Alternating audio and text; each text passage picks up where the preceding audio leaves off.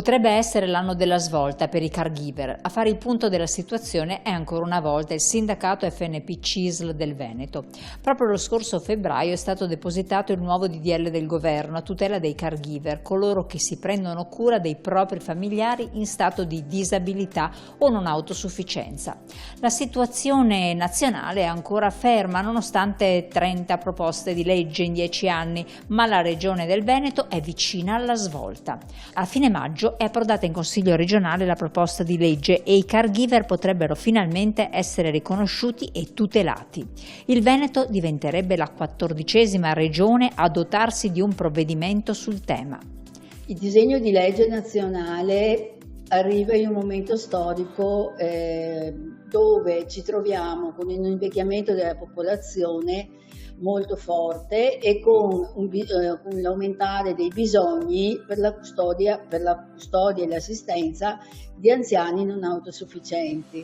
Adesso c'è tutto da recuperare, tutto questo tempo, perché la maggioranza degli anziani che hanno bisogno sono in casa e non nelle strutture pubbliche, nelle strutture private. L'Italia ha con i caregiver familiari un debito profondissimo. Sono ben 13 milioni i soggetti coinvolti tra persone non autosufficienti, affette da disabilità e coloro che le assistono. Eppure l'unica forma di indennità disponibile sono i soldi inseriti nel Fondo Nazionale per la non autosufficienza, che vengono ripartiti per le regioni.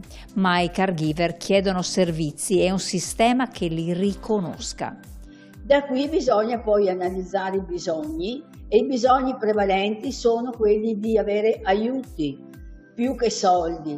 Non fanno mai male, ma più che soldi, aiuti. Per esempio sostegno, per esempio materiali, per esempio attrezzature. Secondo la nuova proposta regionale, i caregiver verranno integrati nel sistema dei servizi tramite la sottoscrizione da parte della persona fragile del progetto di vita o del piano di assistenza individuale.